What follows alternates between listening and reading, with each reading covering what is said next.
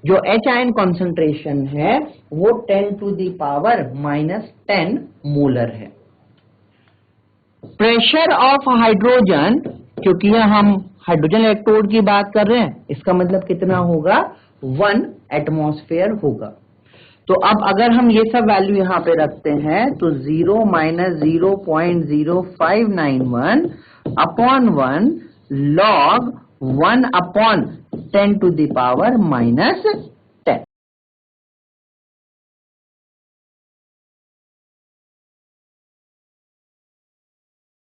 ठीक है, अब हमें इसको सॉल्व करना है तो हम इसको सिंपली ऐसे लिख सकते हैं बेटा, 0 - 0.0591 अपॉन 1 log, अब हमारे पास में log 1 अपॉन 10 टू पावर -10 है तो हम इसको लिख सकते हैं log 10 to the power 10।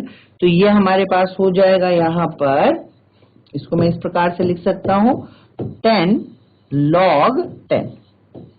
log 10 की वैल्यू कितनी होती है 1, तो ये हो जाएगा -0.0591 इंटू 10, दैट इज 0 - 0. तो ये वाला पॉइंट आप इधर लेके आ जाए, तो ये हमारे पास हो जाएगा बेटा 0.591, तो हमारे पास पोटेंशियल आएगा 0.591।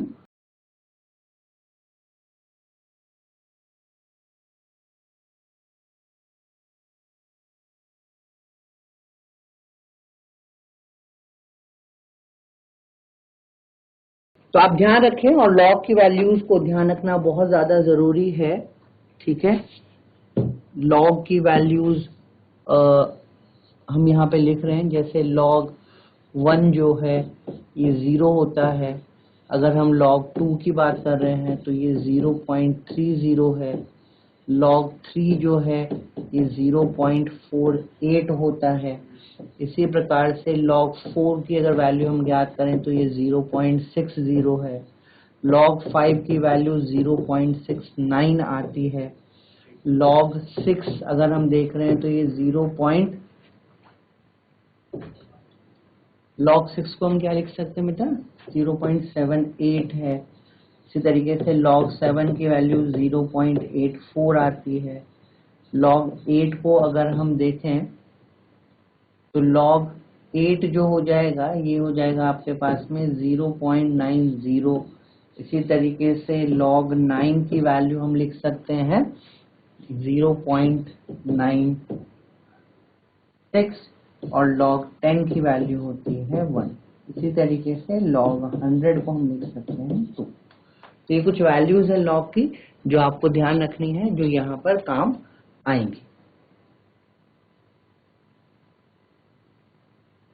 तो इस प्रकार से हम यहाँ पर, और ध्यान रखिएगा ये जब भी हाइड्रोजन इलेक्ट्रोड की बात करेंगे तो जो E0 सेल की वैल्यू वो कितनी होगी, 0 होगी, क्योंकि ये स्टैंडर्ड हाइड्रोजन इलेक्ट्रोड यानी जो प्राइमरी संदर्भ इलेक्ट्रोड है उसके बारे में बात करता है। चलिए नेक्स्ट क्वेश्चन की तरफ बढ़ते हैं।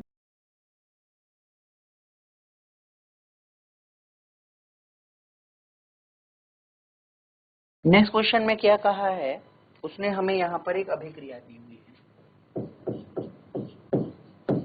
Copper solid plus 2Ag plus, और ये परिवर्तित होता है कॉपर 2 प्लस 2Ag सॉलिड में। सेल का जो स्टैंडर्ड पोटेंशियल है वो 0.46 वोल्ट है। हमें इस अभिक्रिया के लिए साम्य स्थिरांक का मान ज्ञात करना है।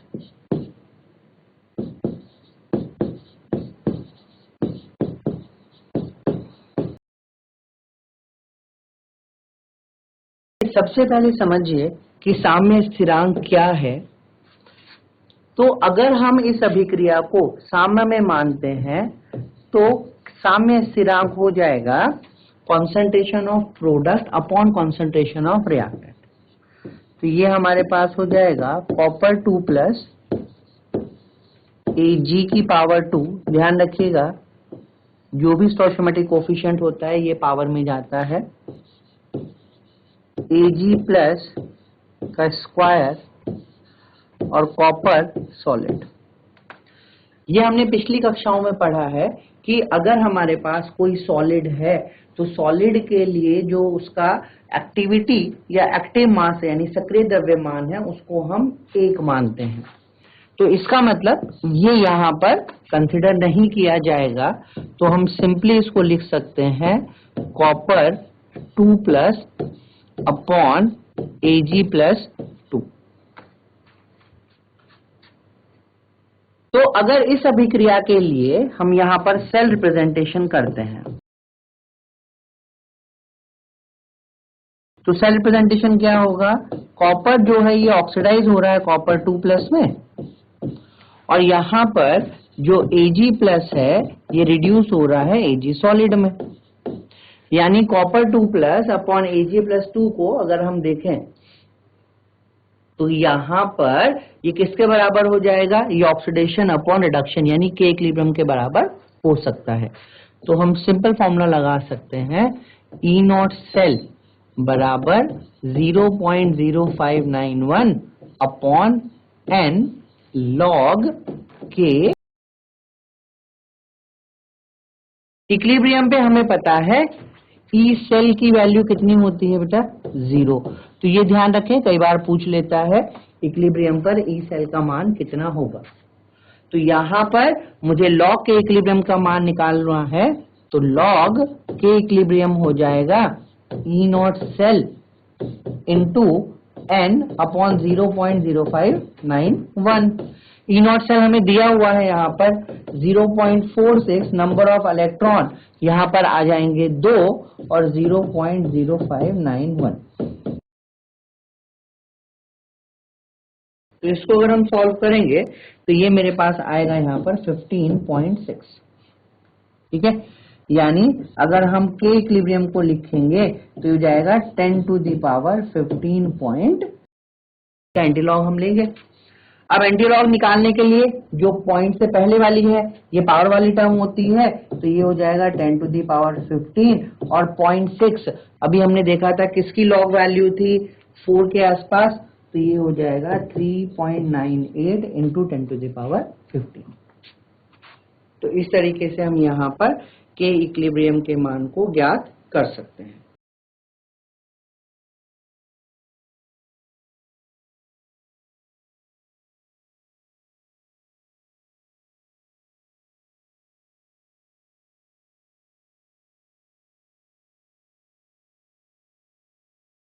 तो एग्जाम में हमारे पास में डायरेक्ट क्वेश्चन आते हैं, ठीक है, जो फॉर्मूला बेस्ड है, तो हमें सिर्फ फॉर्मूलों को ध्यान में रखना है।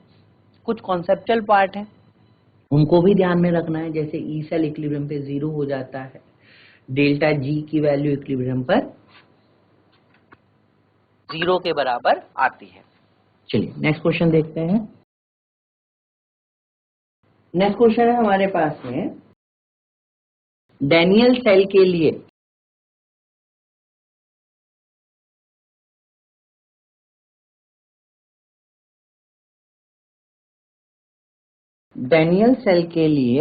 मानक इलेक्ट्रोड विभव यानी ई नॉट सेल कितना है हमारे पास में 1.1 वोल्ट है।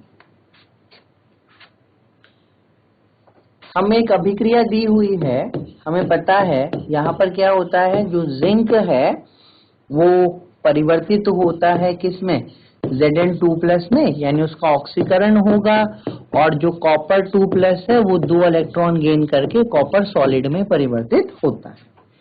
तो ये इसके लिए सेल अभिक्रिया हुई।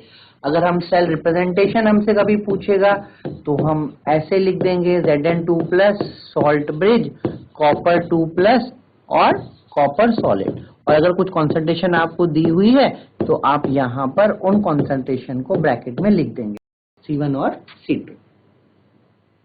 तो हमें यहाँ पर मानक गिब्स ऊर्जा यानी डेल्टा जी नॉट की वैल्यू को फाइंड आउट करना है। तो बहुत सिंपल है, हमें यहाँ पर ई नॉट सेल दिया हुआ है, तो हम सीधा सीधा फॉर्मूला लगा सकते हैं। हमें पता है डेल्टा जी नॉट किसके बराबर होता है? Minus n F E naught cell. N कितने हुए यहाँ पर? 2 इलेक्ट्रॉन। एफ क्या है? फैराडे कांस्टेंट है जिसकी वैल्यू कितनी होती है? 96500। और ई नॉट सेल हमें कितना दिया हुआ है? 1.1 वोल्ट।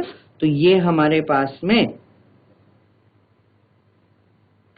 यहां पर आ जाएगा -212271 जूल पर मोल में, या -212.27 जूल। एक मिनट रुक जाइए, इसको हम लिख सकते हैं, ये आएगा हमारे पास में जूल पर मोल में, और ये हो जाएगा हमारे पास में किलो जूल पर मोल। तो इस तरीके से हम यहाँ पर मानक इलेक्ट्रोड को निकाल सकते हैं।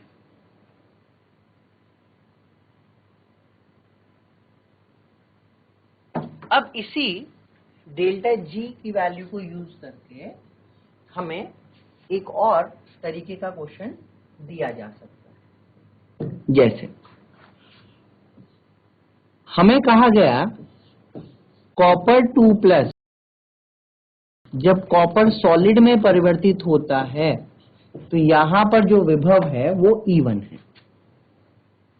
ये पहली रिएक्शन मुझे दी हुई है।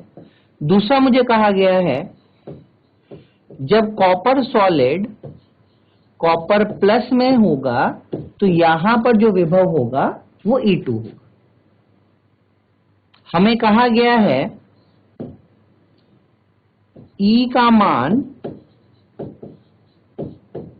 ज्ञात कीजिए किसके लिए? अगर कॉपर 2+ कॉपर प्लस में परिवर्तित होता है तो।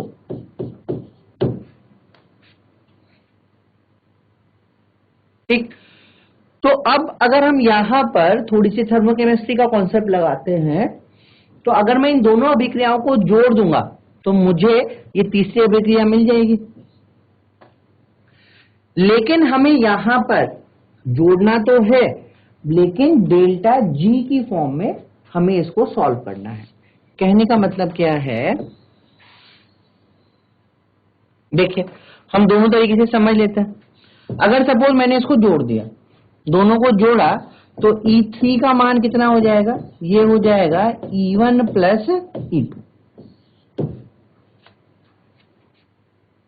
अब हम लगा रहे हैं इसमें डेल्टा जी। तो पहले वाली के लिए डेल्टा G1 क्या होता है? It is -NF E naught cell, but this is the value of delta G0। जो जनरल एक्सप्रेशन है वो यही तो बोलता है डेल्टा G किसके बराबर है? -NF E नॉट सेल के बराबर। तो अगर हम पहले वाली के लिए डेल्टा G1 की वैल्यू निकाल रहे हैं तो हो जाएगा माइनस कितने का परिवर्तन हुआ? 2 का F, और E नॉट सेल कितना हो जाएगा इसका? E1। तो पहली वाली रिएक्शन के लिए डेल्टा G1 कितना हुआ? -2F E1। दूसरी वाली के लिए अगर हम डेल्टा G2 निकाल रहे हैं तो ये हो जाएगा, यहाँ पे एक इलेक्ट्रॉन का चेंज हुआ, F × E2। और इसी प्रकार से अगर हम तीसरी अभिक्रिया के लिए डेल्टा G3 को निकालेंगे तो ये हो जाएगा माइनस, यहां भी एक ही इलेक्ट्रॉन का चेंज हो रहा है, F × E3। अब यहां पर डेल्टा G3 हमें कैसे मिलेगा? डेल्टा G1 + डेल्टा G2 से। तो इसको मैं ऐसे लिख सकता हूं बेटा, -1F E3 = -2F E1 + -1F E2। तो भाई F से F सब कैंसिल हो जाएंगे, तो ये मेरे पास आएगा -E3 = -2E1 और ± E2।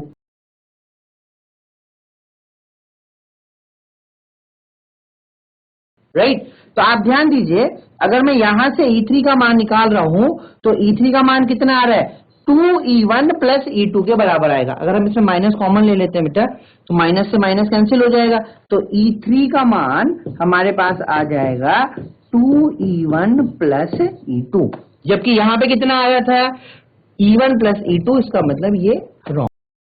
तो आप ध्यान दीजिएगा, जब भी इस तरह के कोई क्वेश्चन आएंगे जहां पर दो अभिक्रियाओं को जोड़ने से, घटाने से, गुणा करने से या रिवर्स करने से कोई तीसरी अभिक्रिया बनती है, तो उस केस में हमेशा डेल्टा G1 को लेकर ही या डेल्टा G की फॉर्म में ही हम रिएक्शन को करेंगे।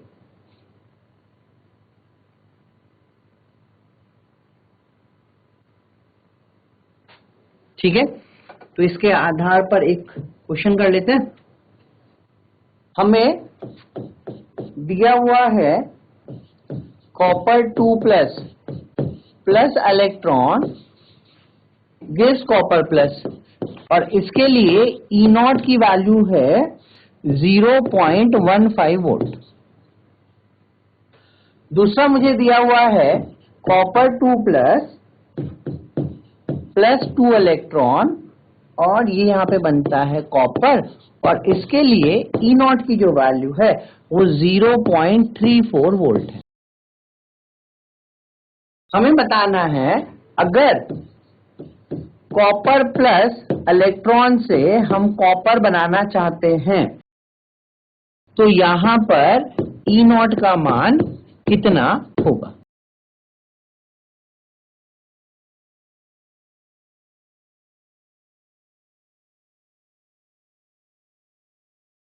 ठीक है, तो आप देखें, अगर मैं इसको डेल्टा G3 लिख दूं बेटा, इसको मैं डेल्टा G1 लिख देता हूं और इसको मैं डेल्टा G2 लिख देता हूं, तो ये हो जाएगा माइनस कितने का चेंज हुआ यहां पर 1 इलेक्ट्रॉन का, तो 1f 0.15 that is equal to minus 0.15 into F.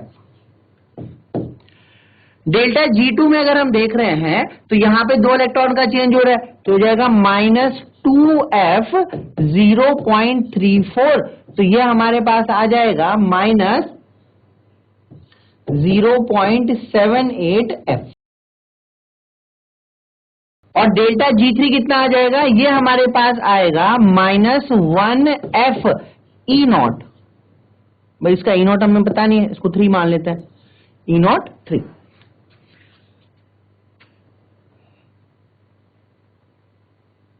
ठीक, अब हमें इन दो इक्वेशन से ये वाली इक्वेशन को बनाना है, तो मैं कैसे बना सकता हूं।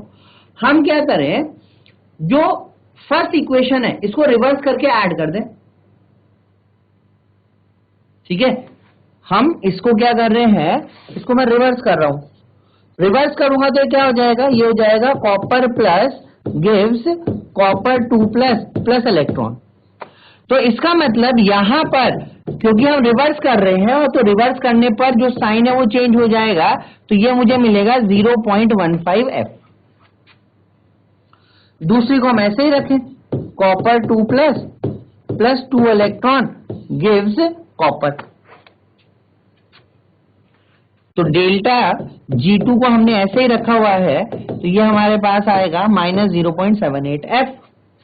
इन दोनों को हमने जोड़ दिया, जब हम इन दोनों को जोड़ेंगे तो कॉपर 2 प्लस से कॉपर 2 प्लस कैंसिल हो जाएगा, तो मुझे अभिक्रिया यहां मिलेगी copper plus electron copper solid, तो ये किसके बराबर आ गया, ये आ गया डेल्टा G3 के बराबर, जो कितना है minus E03 is equal to delta G1 plus delta G2, तो ये हो गया माइनस E03, डेल्टा G1 कितना है प्लस 1.5 प्लस माइनस 0.78,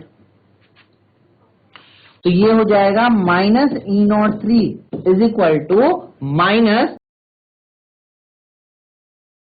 0.63, तो E0 की वैल्यू कितनी आ जाएगी बेटा, सॉरी 0.53, तो E0 की वैल्यू मेरे पास कितनी आ जाएगी, ये हमारे पास आ जाएगी यहां पर, अच्छा ये हमने यहां पे इट विल बी 0.68, ठीक है, तो हो जाएगा 0.68, तो 0.68 अगर मैं लेके चल रहा हूं तो ये मेरे पास में आएगा बच्चे यहाँ पे माइनस 0.53। तो इसका मतलब ये हम लिख सकते हैं सीधा सीधा, यहां पे लिख दें E03 आ गया प्लस 0.53। ठीक है, तो इस तरीके से हमें इसको क्वेश्चन को करना है। ध्यान रखिएगा, अगर कभी भी दो इक्वेशन से तीसरी इक्वेशन को बनाना है तो अगर हम रिवर्स कर रहे हैं तो साइन रिवर्स हो जाएगा, कुछ मल्टीप्लाई कर रहे हैं तो उसको E0 को भी उस नंबर से मल्टीप्लाई करेंगे, अगर दोनों को जोड़ रहे हैं तो हम डेल्टा जी की फॉर्म में इस प्रकार की अभिक्रियाओं को करेंगे। ये हुआ अगर हमारे पास में कि अगर हमें विभिन्न अलग अलग विभवांतर दिए हुए हैं तो उनसे हम किसी अभिक्रिया के लिए एक विभवांतर को कैसे ज्ञात कर सकते हैं।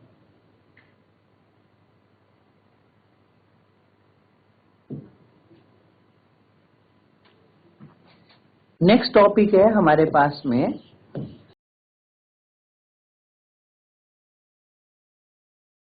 बैटरी।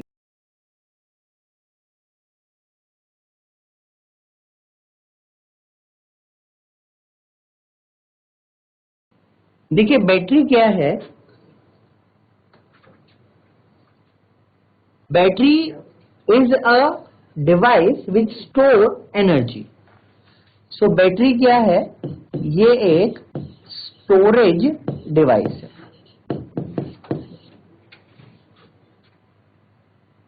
यानी अगर हमें कभी जरूरत होगी तो हम बैटरी में इलेक्ट्रिकल एनर्जी को स्टोर कर लेंगे और जब हमें जरूरत होगी तो उसके हिसाब से हम यहां पर इसको यूज कर सकते हैं। अब ये जो बैटरीज हैं ये दो तरीके की हो सकती हैं। एक है हमारे पास में प्राइमरी बैटरी और दूसरी है हमारे पास में सेकेंडरी बैटरी, यानी प्राथमिक बैटरी और हम बोल सकते हैं द्वितीयक बैटरी। प्राइमरी बैटरीज कौन सी होती हैं, जो नॉन रिचार्जेबल है, दे आर नॉन रिचार्जेबल। यानी इस तरह की जो बैटरीज होंगी ये सिर्फ सिंगल यूज के लिए होती हैं और एक बार यूज होने के बाद फिर हम इनको दोबारा से रीयूज नहीं कर सकते हैं। लेकिन अगर हम सेकेंडरी बैटरीज के बारे में समझें तो जो सेकेंडरी बैटरीज हैं ये रिचार्जेबल बैटरीज होती हैं और हम इनको रीयूज यानी बार बार यूज कर सकते हैं। समझिए, जैसे हमारे पास में अगर हम बात करें मोबाइल की बैटरी की या लैपटॉप की बैटरी की या इन्वर्टर की बैटरी या तो फिर ऑटोमोबाइल्स, तो ऐसा तो नहीं है कि हम एक दिन यूज करेंगे फिर ये खत्म हो जाएगी। हम मोबाइल को बार बार चार्ज कर सकते हैं, लैपटॉप को चार्ज कर सकते हैं, इन्वर्टर चार्ज होता है, ऑटोमोबाइल्स की बैटरीज है वो भी चार्ज होती हैं। इसका मतलब ये सब क्या है, ये सेकेंडरी बैटरीज हैं। लेकिन अगर हम बात करें ड्राई सेल की, ड्राई सेल मतलब जिसको हम पेंसिल सेल कहते हैं, जो घड़ियों में यूज होता है या आपके रिमोट में यूज होता है, ऑल्दो वो भी रिचार्जेबल वाले भी आते हैं, बट हम नॉर्मल सेल की बात कर रहे हैं, ड्राई सेल। या अगर हम बात करें बटन सेल की, बटन सेल कौन से हुए, जो वॉच में, रिस्ट वॉच में यूज होते हैं या कैलकुलेटर वगैरह में यूज होते हैं। तो ये सब क्या है, इनको रिचार्ज नहीं किया जा सकता, इसलिए हम इनको प्राइमरी बैटरीज कहेंगे। तो अलग कुछ एग्जांपल्स यहां पे दिए हुए हैं कोर्स में, उनको समझ लेते हैं। तो प्राइमरी बैटरी में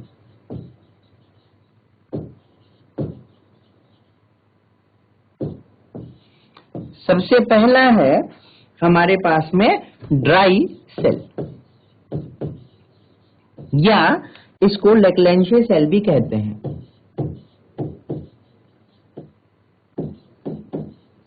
ड्राई सेल और लेक्लेंशियर सेल। तो ध्यान दीजिएगा, इस तरह की जो बैटरी होती हैं इनको हम सिर्फ एक ही बार यूज कर सकते हैं और कुछ टाइम यूज करने के बाद में ये बैटरीज खत्म हो जाएंगी, तो इनको फिर हम रीयूज नहीं करेंगे। अगर हम ड्राई सेल या लिक्लेंचे सेल की बात करें तो यहां पर अगर हम इसका थोड़ा सा लेआउट देखें तो जो लेआउट है वो कुछ इस तरीके का है बेटा कि हमारे पास में यहां पर एक ब्लैक कलर की रॉड होती है, एक सेल के अंदर हम देख रहे हैं, ठीक है, कुछ इस तरीके का सेल मैं यहां पे एज्यूम कर सकता हूं, और इसके ऊपर ये स्टेनलेस स्टील की कैप है, और इसके अंदर यहां पर एक ब्लैक कलर का पाउडर भरा हुआ होता है। तो अब अगर हम समझें तो ये जो कार्बन की रॉड है, दिस कार्बन रॉड, ये वाली जो है, इसको हम कैथोड कहते हैं। तो ये कैथोड की तरह वर्कआउट करेगी, और जिस पात्र में हमने इसको रखा हुआ है जो जिंक का है, तो जो जिंक का कप है ये यहां पर एनोड की तरह बिहेव करेगा। इसके अंदर हमने ब्लैक कलर का एक पाउडर भरा हुआ है, ये पाउडर एक्चुअली MnO2 है जिसमें हमने NH4Cl का पेस्ट भरा हुआ है along with few carbon granules. So MnO2 plus NH4Cl ये यहां पर इलेक्ट्रोलाइट की तरह बिहेव करता है।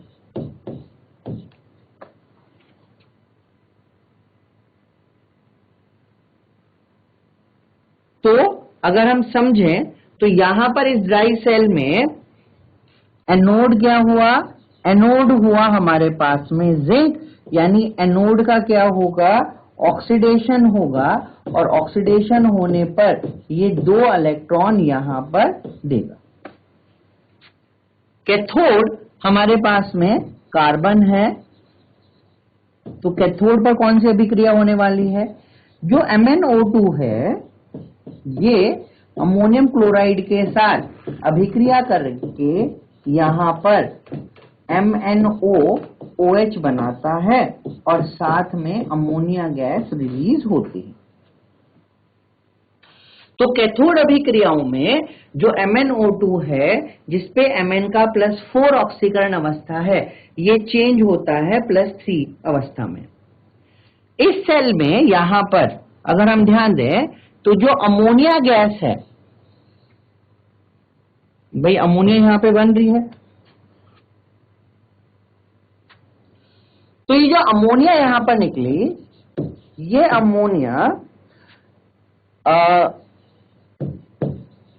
गैस के रूप में मुक्त नहीं होती है, बल्कि ये इस जिंक आयन के साथ एक कॉम्प्लेक्स बना लेती है। तो जिंक प्लस अमोनिया ये यहां पर इस तरीके से एक कॉम्प्लेक्स का निर्माण करते हैं।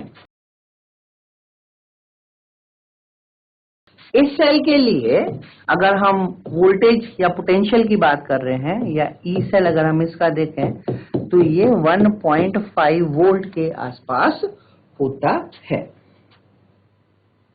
ठीक, तो हम समझ सकते हैं कि इस तरह के सेल में जिंक का एक पात्र होगा जो एनोड की तरह कार्य करता है, कार्बन या ग्रेफाइट की एक छड़ होगी जो चारों ओर से MnO2 प्लस NH4Cl का जो पाउडर होता है उसमें भरी हुई होगी और वो कैथोड का कार्य करती है। इलेक्ट्रोड के बीच के स्थान पे हम अमोनियम क्लोराइड और जिंक क्लोराइड का पेस्ट भर देते हैं।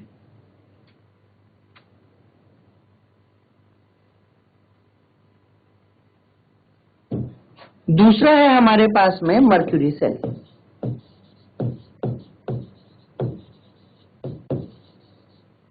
मरकरी सेल, मरकरी सेल कहां पे यूज होगा, जो हियरिंग एड्स होते हैं,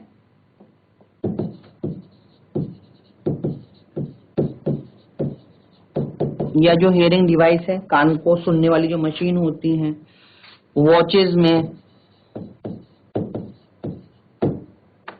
यानी कोई ऐसी डिवाइस जहां पर इलेक्ट्रिकल एनर्जी की बहुत कम रिक्वायरमेंट होती है, वहां पर हम मर्क्यूरी सेल को यूज करते हैं।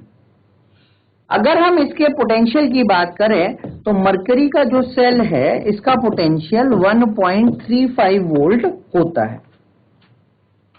और ध्यान रखिएगा कि ये जो पोटेंशियल है ये जब तक सेल जिंदा है, यानी जब तक सेल काम करेगा तब तक उतना ही रहेगा, जबकि प्राइमरी में ऐसा नहीं है, क्योंकि इस कॉम्प्लेक्स के बनने की वजह से जो पोटेंशियल है वो धीरे धीरे करके लॉस होता रहता है। तो अगर हम मरकरी सेल में बात करें तो मरकरी में सेल में जो एनोड होगी ये जिंक मरकरी का अमलगम होती है, और यहां पर अगर हम कैथोड की बात करेंगे तो मर्क्यूरी ऑक्साइड प्लस कार्बन का जो पेस्ट है ये यहां पर कैथोड की तरह कार्य करता है।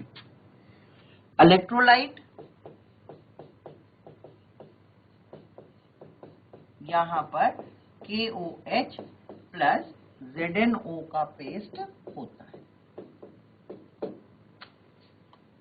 तो इस प्रकार से आज की क्लास में हमने नर्न्स इक्वेशन तथा बैटरीज के बारे में पढ़ा।